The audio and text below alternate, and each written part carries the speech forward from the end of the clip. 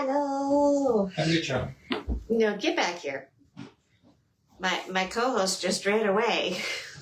But Happy New Year, everybody. We're in 2026.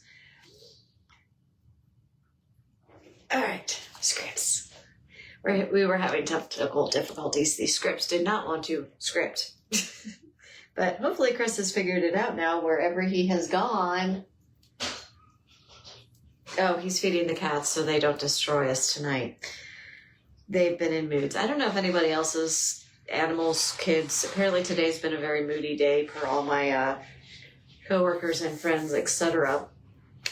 But yeah, it's been a fun 2026, but a good 2026 so far. Things coming up. We have Birthday Bash this Saturday at the Poe Museum. If you haven't gotten your tickets, I don't know if there's any left. Do you know if they're sold out for Birthday Bash? Good question. I'm not sure. If they're not yet, they will be. Yeah, so if you can, get your tickets. We'll be there. Well, not we will be storytelling, but Martha and Jenny, our guys, will be storytelling. Chris and I will be there at the table. I'll also be on the Shadows of Shocker tour that night. Busy evening. Busy weekend. Very busy weekend. And what tour is it? Phantoms we have on Friday? Phantoms on Friday. And then at the end of the month, we're going to be up at Hanover Tavern Paracon. We'll be part of the VIP event on Friday night. Of course, Paracon this year is actually 2 days.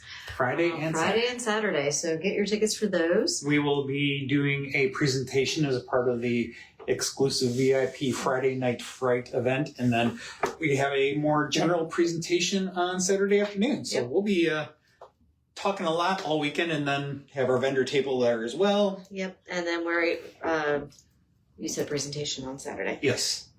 Brain. Sorry. And our participation in the investigations to be determined. Yes. I will not be there because I have to launch tours on Saturday night. Yes, but I will I'll probably be kicking around whether or not I'm leading a group or not to be determined.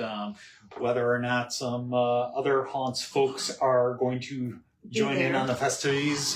To be determined. To be determined. With the exception, Tiffany will be there. Tiffany's going to be there. Marsha's going to be there doing some volunteering and then hanging around a bit on Saturday. And then Jenny will be there as well. Jenny's going to be there actually as a vendor all weekend. She's been doing some amazing drawings, like spooky drawings lately. Watercolors. Yes, I actually am very interested in getting one or two of those to add to our spooky decor because we don't have enough. No, never. No. Not at all. There's still some empty square inches on our walls. Yes, and we do like to support our guides. We actually have a couple of paintings from one of our former guides, Janine, gracing our guest room and our living room walls. And dining room. And dining room, that's right. Yeah, so. We are a supporter of the arts. Yes. When we can be. And yes, when we can be. And not just our guides. Yeah. Of course, we love our coffee stain. RVA Coffee Stain, looking at several of his pieces of work around here as well. If you've never heard of him, please look him up. Please, he does some fantastic work. But yeah. Did he just pop up because we were talking about it? No. I do. Oh, is that the new drop from Rich Rob? Ooh. Tiramisu. 13 o'clock. We're going to have to go check that out. I love me a tiramisu. Beer, and Rich Brow just dropped a special edition tiramisu stout. So yes, we will be checking that out in the very near future. Yes. Not tomorrow because they're closed on Tuesday. But maybe Wednesday. Wednesday sounds like a good day. But yeah, I think I covered everything while you were feeding the cats. Feeding the cats and also getting myself a cold bevy to go with my hot bevy. I made him a hot toddy. It's hot toddy season. It is hot toddy season. And if you can't tell, we do have a fire down here. The flames are just very low. Yep, they can see it. It's there. It's in the frame. I'm partially blocking it. I can't see it on the phone because of the bar at the bottom. Yeah, it's a little obscured on the small screen. But anyways. Yes. So we're going to my home state. What I consider my home state, because this is where I spent the most of my childhood in one location. I moved around a lot, for those of you that don't know. My dad got reassigned every 3 to 5 years. I was not military. I was actually Methodist minister's daughter. But when he retired, we retired to Vermont. And I spent from 4th grade through high school in Vermont and loved it very much. So we decided we were going to start the new year with a place that I call home, and a place where I started having a lot of spooky things happen. With being a minister's daughter, of course, a lot of the times we lived in parsonages provided by the church that every minister's family lives in, and I often actually would see things in them. Yes, Nico, would you like to say hi? Mr. Nico's here to say hello. And Mr. Vincent is right behind the camera. You can't see him. Maybe he will come around front. We'll see. Please just don't knock down the camera. Yeah. But yeah, so I started having my ghostly experiences while we were living in parsonages, and then started having a lot more of them when my parents started a chem-dry carpet cleaning franchise, and I was going to other people's houses and running into their ghosts, which made for a very interesting upbringing, can I just say. You're stealing the show, sir. Do you want to respond to the comments? Is Mr. Patrick saying hi to you? Yes, Mr. Patrick is online saying hello. So. And Nico is living the life. Oh, he is. He is. So yeah, we're gonna pop up to Vermont right now. Anything I need to respond to before I start? Not that I noticed. No, okay. No. I think we can. I just noticed the chat like blew up all of a sudden. No, Yeah. Patrick says hello, sir. Ooh, I made that a little strong. Yeah. So, yes, Vermont. The shadowy hills of Vermont. Echoes of the past refuse to rest. Whispers drift through hidden tunnels and moonlit corridors where restless spirits and mysterious figures linger just out of sight. Unexplained footsteps, flickering lights, and sorrowful cries haunt the night. We hope that you will join us, well, if you're already here. Yay. But as we go ahead and dive into some tales from the Green Mountain State. So, you want me to go first? Because you got the police ones next, I think. Yes, I want to do mine. Yes, that is definitely all yours. So, to really understand Vermont's historic and haunted Hartness House Inn, you have to look beneath the surface. And in this case, it's not just a metaphor. For years, there had been rumors of strange sightings in the tunnel and underground rooms hidden beneath the front lawn. Let me just put out there, I knew Hartness House existed. I didn't know what was underneath it, and now I want to go. Yeah, I'm going to have to put that on the short list for places to check out. So for years, there have been rumors of strange sightings in the... I already said that. Yes, you did. Sorry, I distracted you. Yes, Now, shadows where there shouldn't be shadows, objects that vanish only to reappear somewhere else, and perhaps most persistently, stories tied to a charming corner room upstairs, the room where Charles Lindbergh once stayed, which is said to be haunted by a young boy named Charlie. But before we talk about Charlie, we need to talk about the man who built the house, James Hartness. Though he died in 1933, Hartness, an investor, industrial tycoon, and one-time governor of Vermont, still seems imprinted on the property. Not just in photographs or architectural details, but in something harder to define. The house bears the marks of his restless mind, his quirks, and his many passions. The home was built in 1904 on Orchard Street in Springfield, Vermont, and added to the National Register of Historic Places in 1978.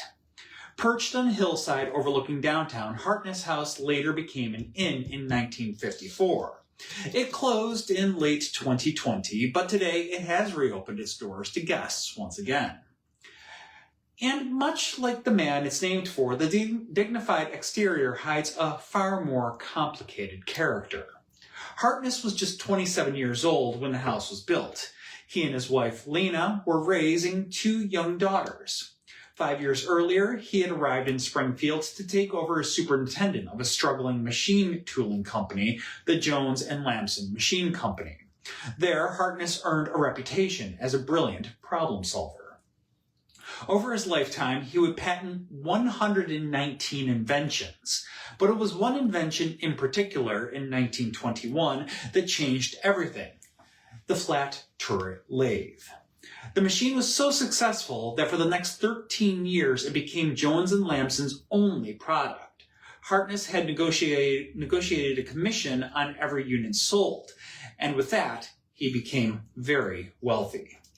Thanks in part to Hartness's work, the stretch of the Connecticut River Valley between Springfield and Hartford became known as Precision Valley, a hub where master toolmakers produced machines that powered American industry.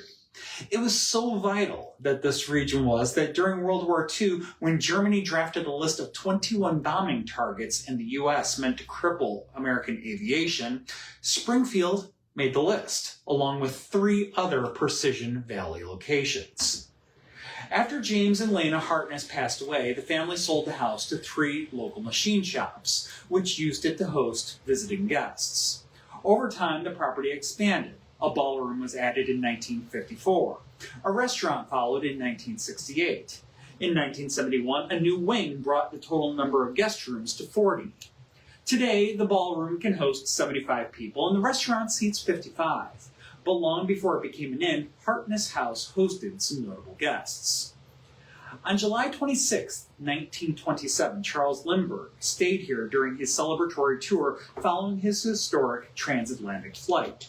Hartness himself was no stranger to aviation. He trained in a Wright biplane and earned his pilot license in 1914, at a time when fewer than 100 pilots were certified in the entire country. Hartness's curiosity didn't stop there. Fascinated by astronomy, he designed and built a state-of-the-art telescope, one that allowed the operator to observe the night sky year-round, protected from the elements.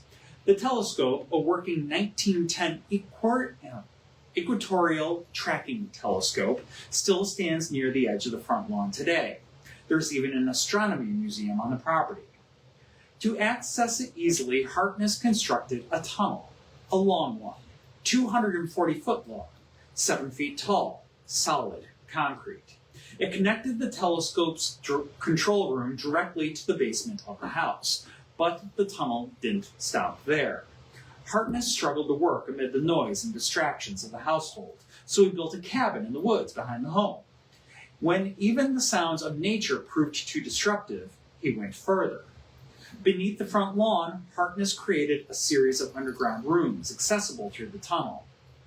Down there, he could work in complete silence. His underground apartment included a workshop, a library, a study, and a lounge. There are rumors, of course, that the tunnel once ran all the way into town, and near the current end, there is an opening in the floor revealing another tunnel below. But according to the inn's former facility supervisor, Tyler Goodrich, that particular mystery has a more practical explanation. He himself once crawled through it, hands and knees, in the dark, wet, and claustrophobic. He says it's just a utility tunnel, electrical, plumbing, sewage, but the rumors, he admits, are kind of fun. Still, when someone pours that much passion into a place, history has a way of lingering. Some believe James Hartness never truly left. Over the years, staff and guests have reported unexplained activity in the underground spaces. Objects disappearing only to turn up somewhere else. Power outages with no clear cause. Footsteps echoing through rooms that should be empty. Most of the activity seems centered underground, and considering this was Hartness's most sacred space, many believe the ghost roaming those tunnels can only be him. After all, this is where he went to be alone, and perhaps he's not thrilled that his private sanctuary has since become a hotel bar and lounge. People report shadows darting just out of sight, objects shifting, sounds that don't belong. But Hartness isn't the only spirit set to linger here. The inn's former daily operations manager, Nina Biscotti, often told a story about repeat visitors who always booked the Lindbergh room. They believed it was haunted by a young boy named Charlie, and that they could communicate with him. They believed it so strongly that once, when they had to cancel a trip, they asked Biscotti to write Charlie a note of apology and leave it in the room, and she did. And then there are the guest accounts. One review from February 2018 describes a night that didn't go as planned. The guests returned to the room around 10 o'clock, unaware of what the night would bring. At around 1 in the morning, they woke to the sound of an antique rocking chair rocking loudly back and forth. Moments later, the bathroom faucet turned on. Not dripping, not leaking, pouring. The fiancé got out of bed and turned it off. They didn't sleep much after that. And maybe that's just the thing about Hartness House. Some places don't announce themselves as haunted. They just let you settle in, turn out the lights, and wait to let you know that you might not be as alone as you thought. Road trip. Yes, seriously. Road trip. When do we go? Because I want to check out that telescope. Yeah. And the underground bar. Yep. Yeah, the cats are in a mood tonight. Cats are big moods tonight. Oh, God. Most of my teacher friends said even the kids were in moods today. So I did not know if it was a retrograde. I was not aware of one, but something's in the air and in the water. And your brother, Mr. Vincent, for some reason has a chip on his shoulder for Miss Lulu right now. I don't know what it is, but Vincent has been harassing Lulu lately. He's trying to be the big boy in this house. Yeah, well, he's so small. He's very small. He's compared to this one. Compared to all of them, this one. he's very tiny. But he has more than enough attitude to make up for it. He's got Mighty Mouse attitude, just not good Mighty Mouse attitude. And yes, Tiffany, telling ghost stories while petting a cat. That's the life. Yes. Yes, it is, isn't it, sir? I have a Miss Unit. Isn't that the life? Yeah, that's right. All right, so the next place we're going is a place I'm actually quite familiar with. We are in Pittsford, Vermont. This is where the Vermont Police Academy is located. The campus today is officially known as the Robert H. Wood Jr. Criminal Justice and Fire Service Training Center of Vermont. That's a mouthful. It is. But it doesn't... Not petting him enough, and apparently I get a chomp on the knuckle for it. Oh dear, are you bleeding? No, I'm not. Okay. He's just letting me know he was displeased. He's displeased. Okay. Now, the place doesn't look like it was a place built for sickness. It looks orderly, purposeful, disciplined. It is a police academy and fire academy after all. But long before the cadets ever trained here, this land actually served a very different mission. The main building was constructed in 1907 on land purchased by the Proctor family, the owners of the Vermont Marble Company. If you guys don't know the Proctor family, they're up there. I went to school in Proctor, Vermont, where the Marble Company is located, and yeah, everything's made out of marble. Anyway, I digress. Redfield Proctor himself was instrumental in acquiring the land and overseeing the construction. The building, along with 2 attached cottages, opened as a tuberculosis hospital designed specifically for lighter cases of the disease. The idea is simple, hopeful, fresh air, rest, isolation. You'll get better, right? Didn't always work that way. Patients arrived December of 1907, sent here not only to recover, but to protect others. Keeping the sick apart was one of the few weapons available to fight against tuberculosis. But hope has a way of colliding with reality. When soldiers began returning home in large numbers, many of them carrying TB, the hospital was forced to expand. A Burlington Free Press article from May 22nd warned plaintively that the state needed to be ready. Soldiers discharged from the military service would be sent here, first housed in tents during the summer months with winter accommodations to follow. Soon, the grounds were filled. Temporary structures rose, tents spread across the property. The workload multiplied. Staff and nurses were stretched thin, moving between the main hospital and the outdoor encampments, caring for civilians and soldiers alike. And it's during this period that one name begins to surface again and again in the documents. Mary. She was a nurse at the sanatorium, by all accounts, tireless, compassionate, the kind of caregiver who stayed late and took on more than her share. She tended to the patients inside the main building and then made her way outdoors to check on the soldiers housed in the tents. Patients adored her. In a place defined by coughing, isolation, and loss, Mary brought something rare: attention, warmth, a sense that someone still saw them as people. But working in a tuberculosis facility is dangerous. No matter how careful the staff is, masks, hand washing, clean uniforms, sometimes that illness slips through. And with Mary, it began with a cough. In a place like this, a cough changes everything. Coworkers notice, worry settles in, and soon it becomes clear Nurse Mary has contracted tuberculosis. The caregiver now has become the patient.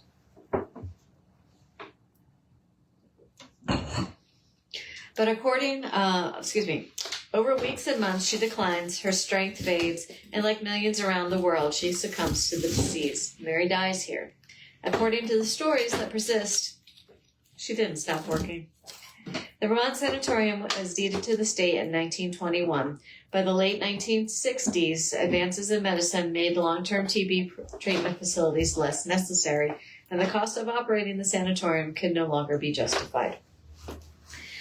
In 1967, the property was offered to other state agencies. That same year, Vermont created a law enforcement training council, which needed a permanent home.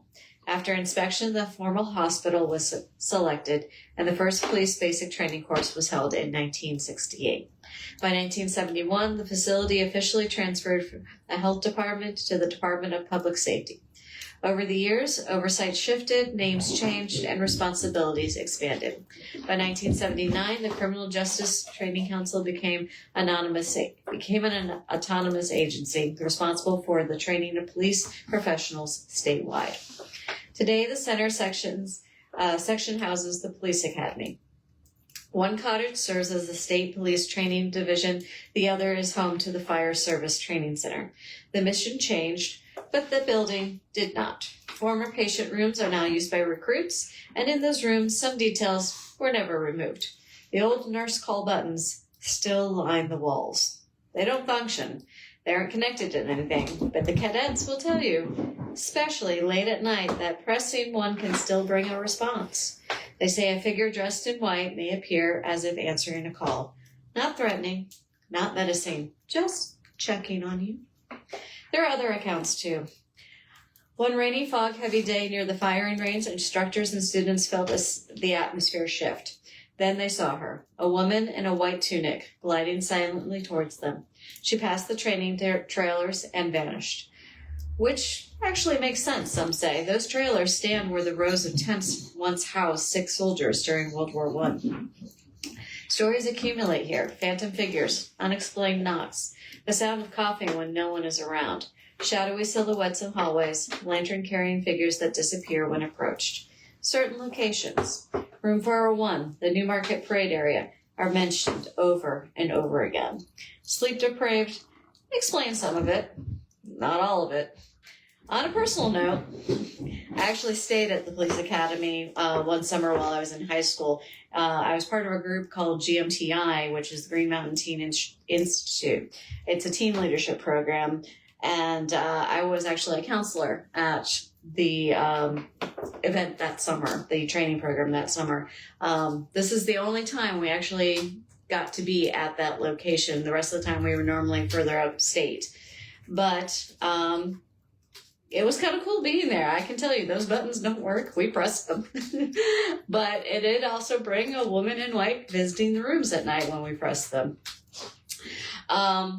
We didn't know initially when we first arrived that this place was haunted. We were, of course, given a tour by the chef who was going to be looking after us for the week. We were only allowed to use 2 out of the 4 floors. And we were promptly then seated down for lunch. And he said, oh, by the way, this place is haunted. You want to hear the stories. He's saying this to a group of high schoolers. Of course, we want to hear the stories. So he started to regale us with the tales of Mary while he was feeding us his homemade bread, which just became as legendary as Mary as well, by the way. I still dream about this bread. Chris is amused at this. I mean, I love my bread. Don't get me wrong. This was amazing bread. He actually baked extra for the staff so we could all take it home at the end of the week too, which was just, mwah. Thank you, chef. Anyway, so he would tell us about that there's an area on the 4th floor that's not used by the academy. They actually sanctioned it off, and it's dubbed Mary's Space. They don't intrude upon it. It's where she can be heard coughing, and in the bunk rooms, he also told us that the cadets would actually knock on her door with kind of that shave and a haircut knock and recall system. And that's what she would respond with. So, of course, they have also seen her walking around the grounds. Now, after our storytelling session and lunch was over, what do you think we did? We settled into our rooms, and we snuck up to the 4th floor. So we found Mary's room. It's very dusty up there. And, of course, please remember, we were raised on Scooby-Doo. Tales of the Crypt, all the spooky stuff. The good stuff. The good stuff. So I can verify, we went up to that door and we did shave and haircut, and she responded 2 bits. I also did see her shadow figure in the hallways at night when I was doing bed checks during the week-long training session.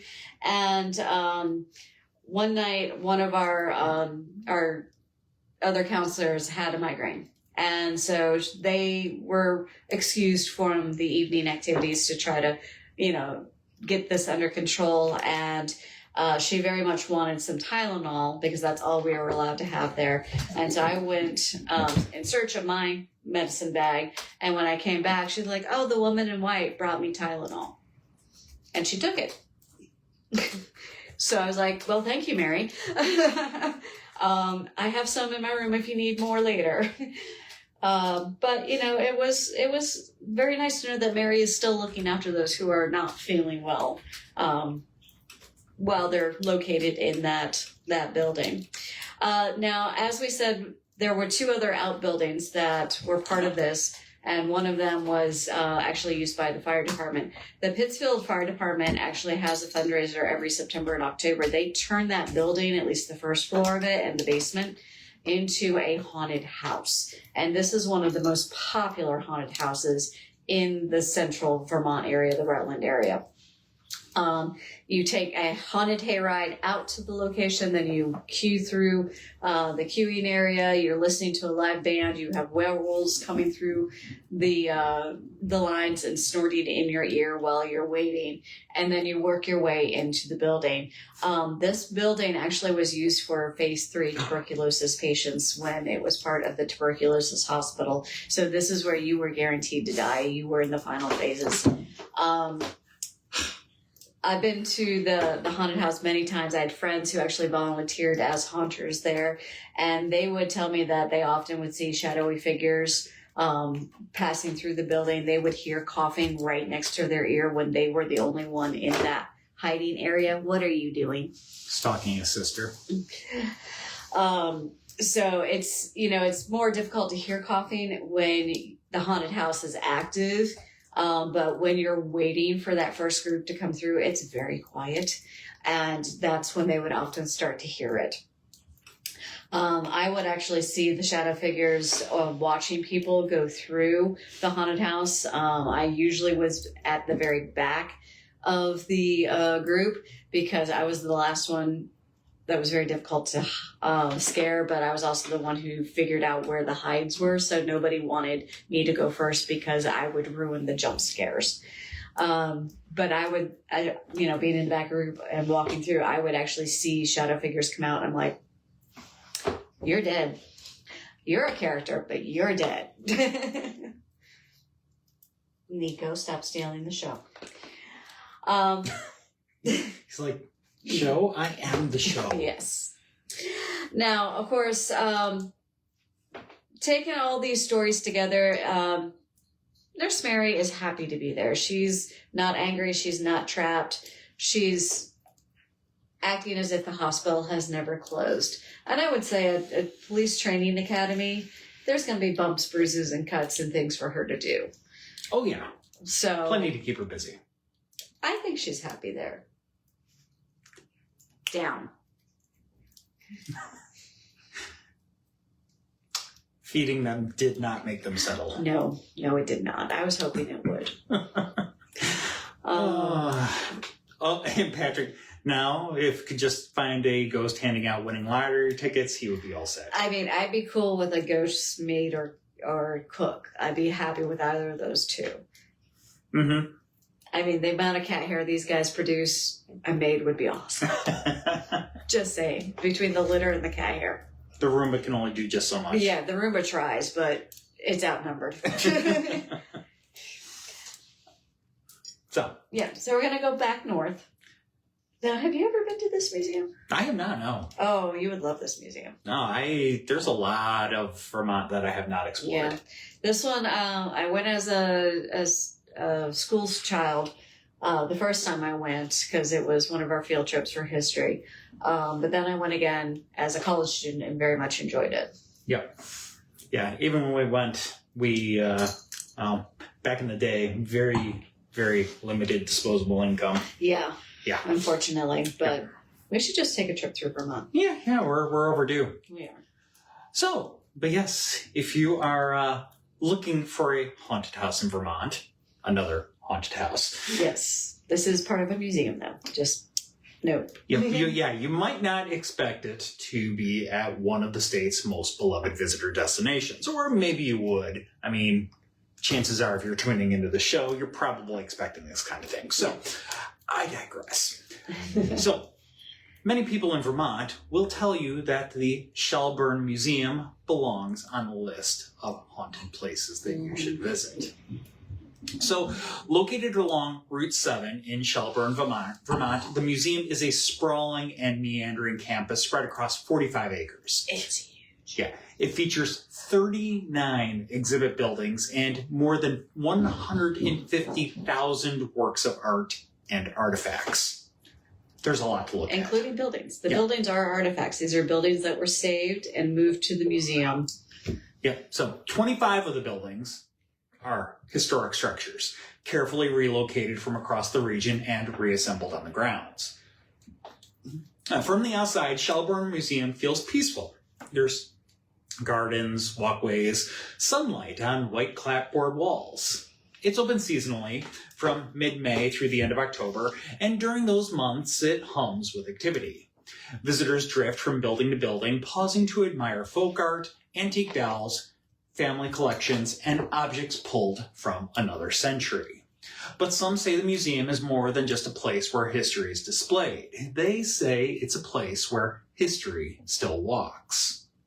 Over the years, staff and visitors have reported ghostly figures moving through the grounds, shapes glimpsed between the buildings, presences felt rather than seen. And while stories surface across the campus, one structure stands apart, an epicenter for nearly every unsettling account: the Dutton House. The house was originally built in 1781 by the Dutton family in Cavendish, Vermont. Over the years, it served many purposes. It was a family home, a store, an inn, a boarding house, and a tavern.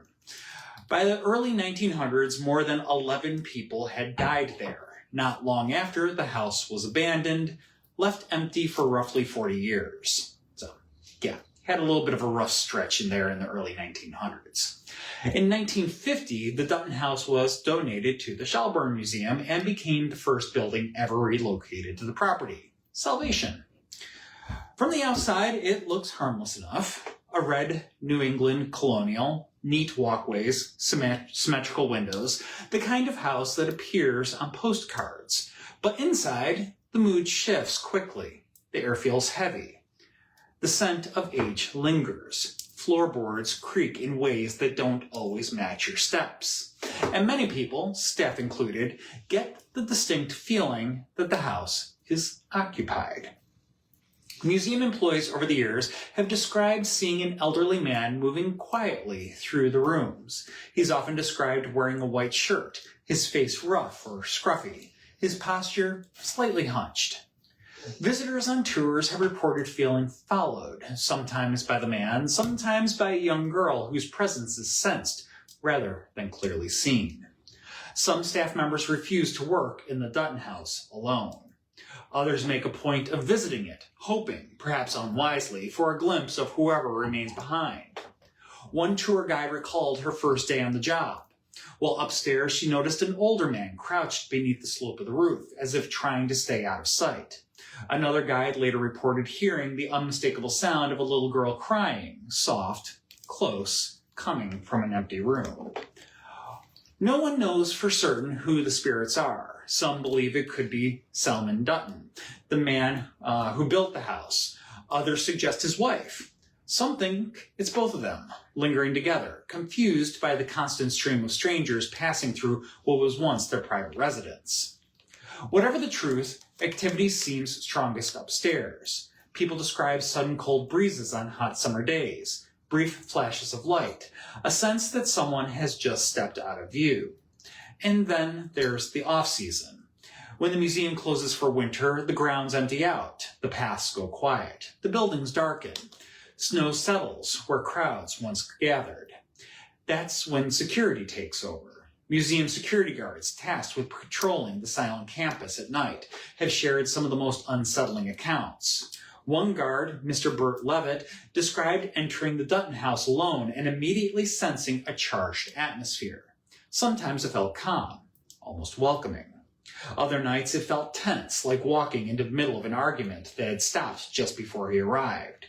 He would search the building, checking every room, making sure no one was hiding. And as he prepared to leave, he would hear it. Footsteps upstairs, slow, deliberate, coming from rooms he knew were empty. When he went back to check, he found the large adult-sized cradles upstairs rocking gently on their own. Other guards have reported children's laughter drifting through the upper rooms. One describes seeing a disembodied face staring out of an upstairs window.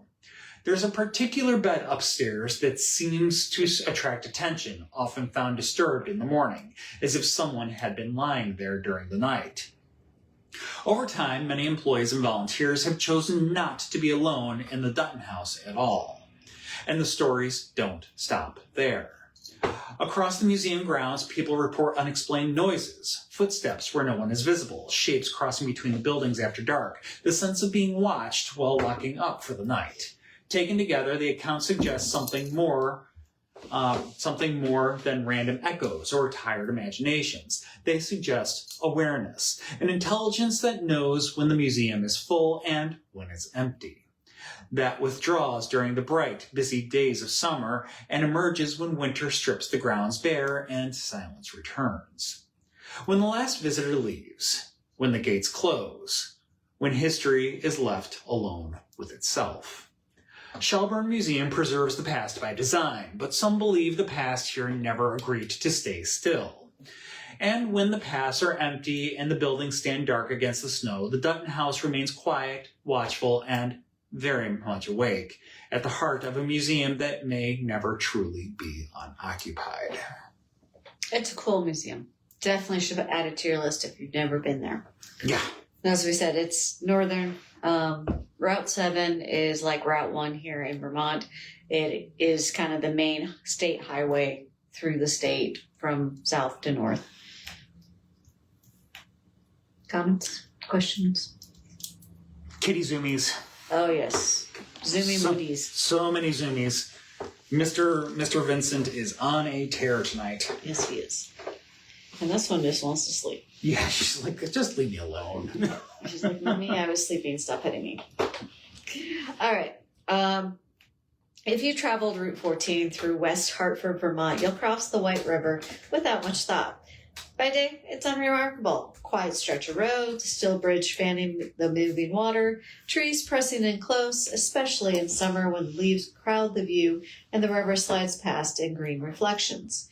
But crossing this area has a memory.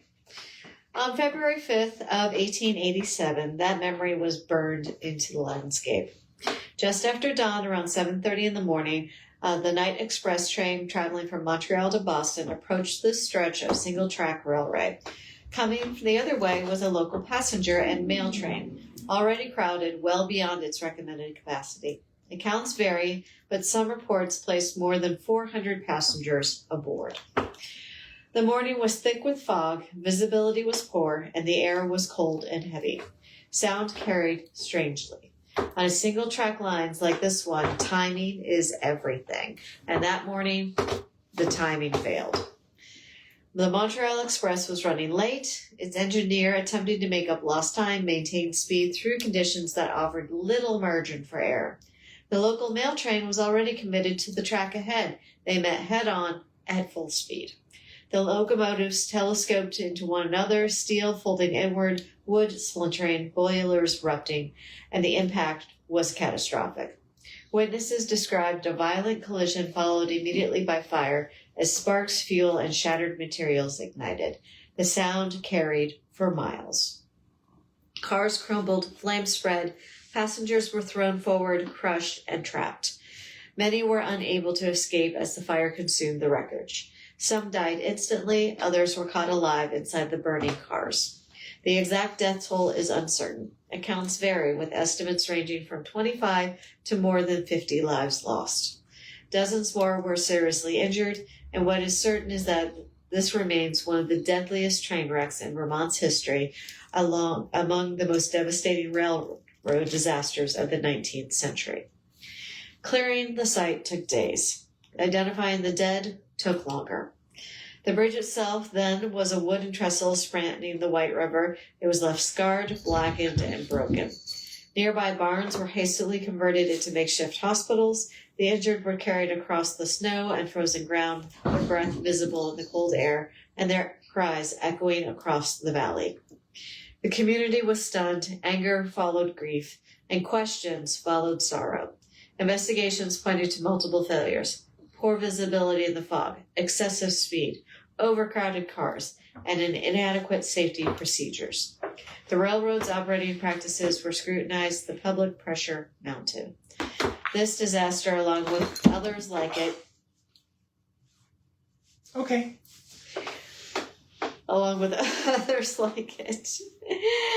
contributed to broader reforms, stricter operating rules, improved communication systems, and an increased awareness that speed and profit could not come at the cost of human life. But those changes came too late for the people on the bridge that day.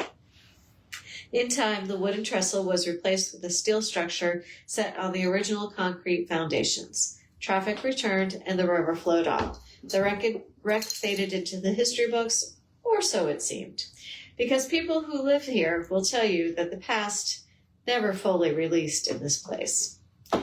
By day, Route 14 is ordinary. Cars cross the bridge without slowing, the White River mostly steady below, reflecting the skies and trees. There's nothing to suggest the catastrophe, nothing that demands attention. At night, that's when the story changes. Locals say the air grows heavier near the bridge after dark. Fog gathers low over the river even when nearby roads remain clear. Drivers will avoid the crossing altogether late at night. Others report an overwhelming sense of unease, an instinctive urge not to linger. Those who do linger describe things that are difficult to dismiss: a faint but unmistakable smell of burning wood, long after any fire should be possible. A figure of a railroad worker sometimes is seen near the bridge, pacing back and forth as if on patrol. Some believe this is the conductor Sturvit, who is said to be walking his route still, watching the tracks, trying too late to prevent another disaster. Then there are the sounds: cries for help, shouting, wailing, not always loud, sometimes distant, sometimes heartbreakingly close. Voices that rise from the riverbank or drift across the bridge as if carried on the fog rather than air. Witnesses say it feels less like hearing something new and more like overhearing something that's already in progress, as if the moment has never ended. One of the most unsettling reports involves a child. Those who have seen him describe the same image: a small boy appearing just above the surface of the river, as though he's standing on ice that no longer exists. He does not move quickly. He does not run away or wave or cry out. He simply stands there, still, watching. Some say he fades when approached. Others say he vanishes the moment the headlights sweep across the water. No one reports hearing him speak. The silence surrounding him is often described as worse than any sound. It's a detail that lingers long after the story is told. The barn that once served as the makeshift hospital during the aftermath of the wreck still stands nearby. Passers-by have reported hearing crying from inside, soft, human, unmistakable. Others claim to see shapes moving through the windows when the building is empty. Taken together, these stories suggest something is more than random hauntings or restless spirits. They suggest repetition, a ritual, a ghostly figure that aren't said to wander aimlessly here. They're patrolling. They stand watch. They return to the same places, the same motions, the same movements, over and over again, as if something is trapped, as if whatever remains here knows exactly where it is and exactly what happened. It's possible, of course, that the memory alone explains it, trauma embedded in the landscape, stories passed down, reshaped by time, the human tendency to listen for echoes where tragedy once stuck. And yet, the people who encountered these phenomena often say the same thing. It doesn't feel random. It feels aware, like a moment replaying itself, waiting for somebody to notice. Whether you believe in ghosts or not, it doesn't matter. Because the White River remembers. It remembers the fire reflected on its surface. It remembers the voices shouting across its banks. It remembers the weight of the wreckage and the heat of the burning cars and the cold that followed when the flames died down. Even now, the water moves beneath the bridge on Route 14. It carries travelers safely across. Some say the river still carries more than the reflections. It carries the voices, the fragments of sound, pieces of morning lost to fog and steel and flame, a tragedy that ended on paper but never stopped happening. If you listen closely, late at night, when traffic thins and the river is all you can hear, you might understand why some places are never truly quiet, and why Olaf said, water carries memory. Because it does.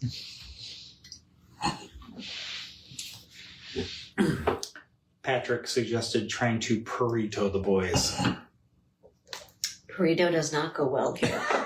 It ends up growling and claw and fang and blood. We would live to regret it.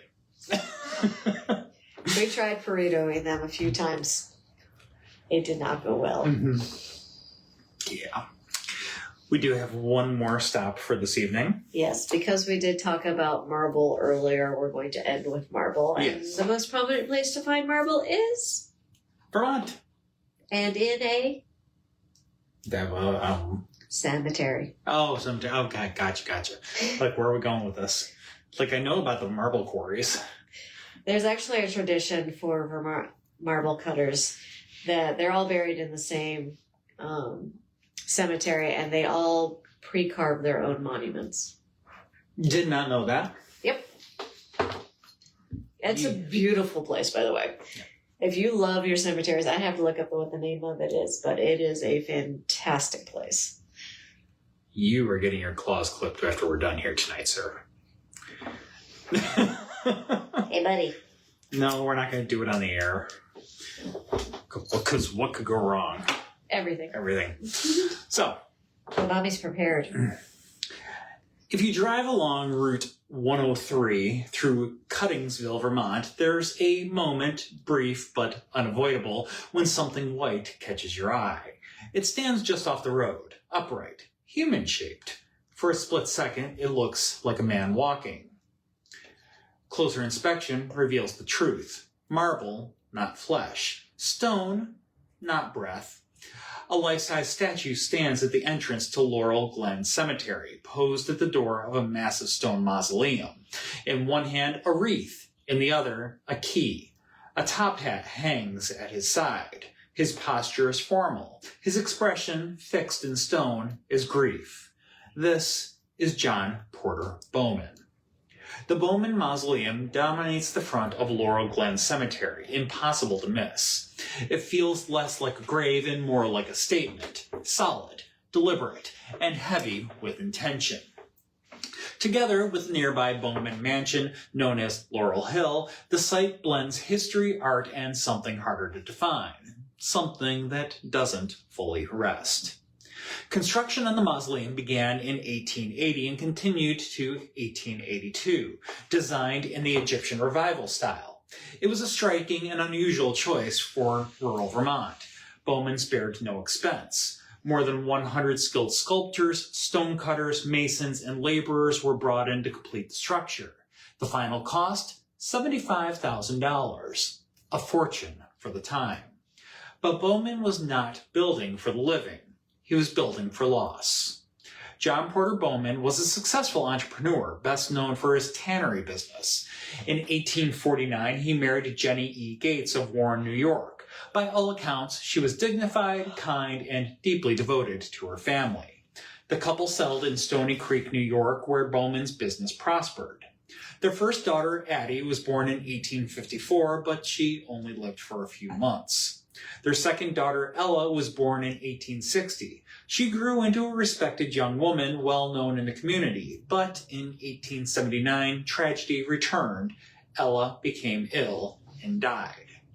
Less than a year later, Jenny Bowman also passed. By 1880, John Bowman had outlived his entire immediate family.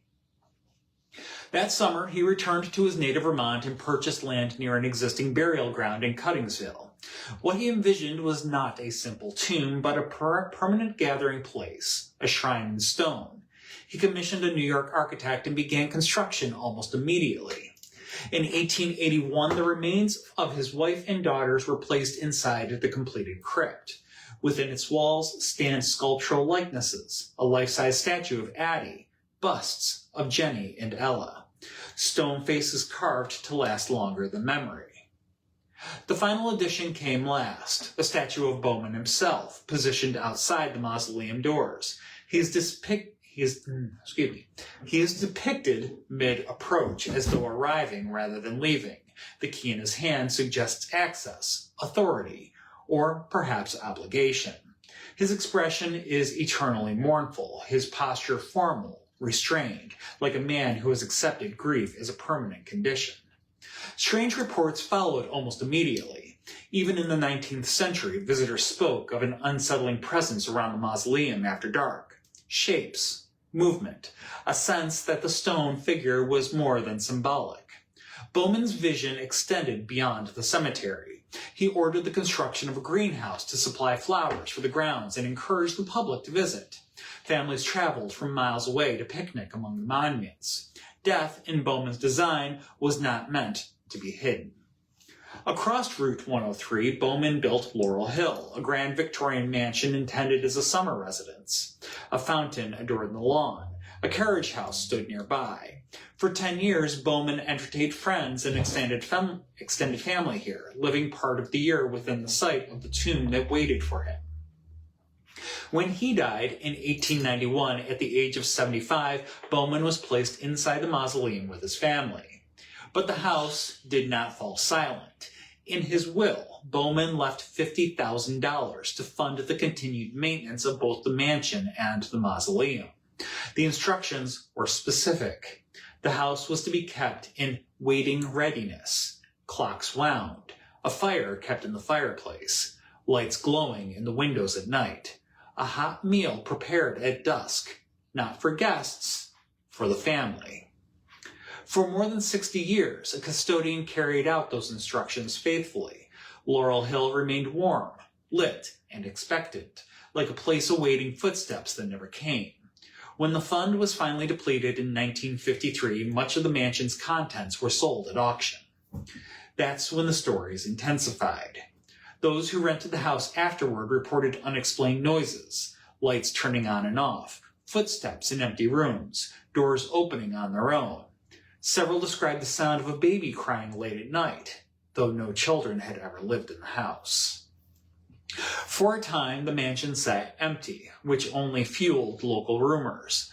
The mausoleum across the road did little to calm them. Visitors claimed the statue of Bowman looked different at night, its shadow longer than it should be, its presence heavier. Some locals believe Bowman still keeps watch. that the key in his hand is not symbolic but functional, that the house and mausoleum are linked not just by land but by purpose.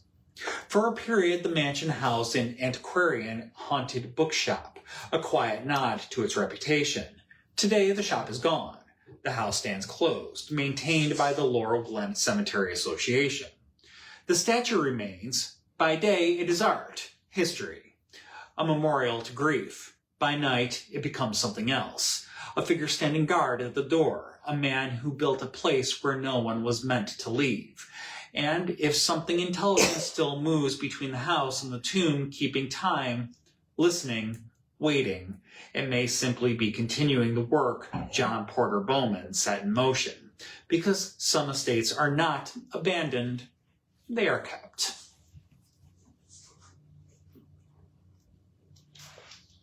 That is Haunted Vermont. Part 1. Part So 1. you know there'll be a part 2. There's plenty of material to keep it rolling, but we do also want to get through The rest of the The rest of states. Yes. So we got some work to do there. But our next one's going to be actually a tribute to Italy because we're going to wait until February. With the events coming up, we're not going to have time to do the researches. Yep, so be back in 3 weeks. Yes. I think it's 3 weeks. I want to say it's... Give me a minute, I will look. But on the calendar. 3 or 4 weeks. We got a busy month ahead, which is really weird for January because... That's actually normal for January these days. Well, these days it is, but the not 9th. the 9th. We'll be back on the 9th. 9th of February. So, yep, we got that coming up. Yeah, and it does sound like a pretty amazing cemetery over there. And yes, the cats want their own YouTube channel. Actually, I think Una just wants to be left alone. Una just wants some sleep. The boys have been particularly annoying today. Yeah, and yes, yeah, they have been a handful.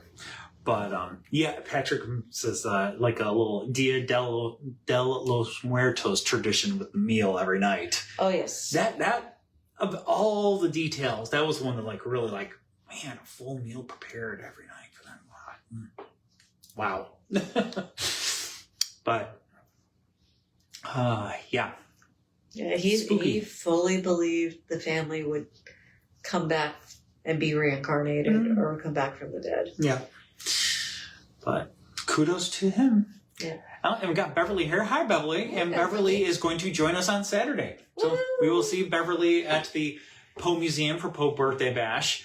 Again, I'm not going to try and look it up right this second. Yeah. But yeah, if you maybe sold out. If it's not yet, it's going to sell out because it's a very popular event. Justifiably so. It's a great time. I say if it's not sold out, it's because people were waiting to see what the weather does. But it wouldn't be the first time they've had rain or cold weather. They've done it before. They put up the tents. They put out the heaters.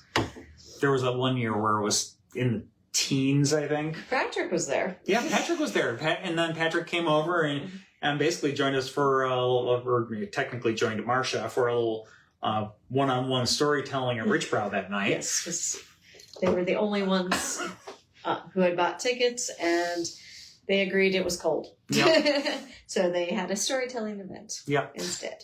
So, but we're going to be doing storytelling at Birthday Bash. Yes. So you can catch that. Got a couple of specific stories picked out, different ones from last year. Yes. So, yeah, looking forward to that. And again, Jenny and Martha are going to be the storytellers for the event. We will be there. Hi, sir. Just repping and doing some merchandise stuff and Merchandising. Doing that kind of stuff. But yeah, looking forward to that and everything else we got going on this month. So yeah, we will be back here with the next episode, February 9th, with Haunted Italy as a nod to the Olympics that will be kicking off there next month as well. We will have stories from Milan and Torino and then other places. Yes. I have a cat sitting on my head. Yes, you do. And Vincent's zooming. Vincent is just absolutely out of his mind tonight. Alas. Anyways, but yeah, thank you so much for watching tonight. We since it is going to be a few weeks before we come back, we already mentioned what we got going on with Birthday Bash and Paracon at the end of the month. That'll be before our next episode. But right after our next episode, later that week on February 13th, we're going to have our... Friday the 13th, yes, we're going to have our last haunted dinner for this winter season. It's going to be Haunted Valentine's. And so, yeah, Friday the 13th, day before Valentine's Day, going to talk about some spooky love stories here in the city of Richmond. So if you want tickets for that, they're available on the website. Yes. Yeah. But anyways, with that... We're going to bid you adieu before I have a cat land in my face. Gravity is against him. Yeah. He's slowly. I see that. Yeah. He seems quite cozy, though. Yeah. I am so not cozy. Thank you for watching, everybody. I'll catch you later. Stay spooky, y'all. Bye.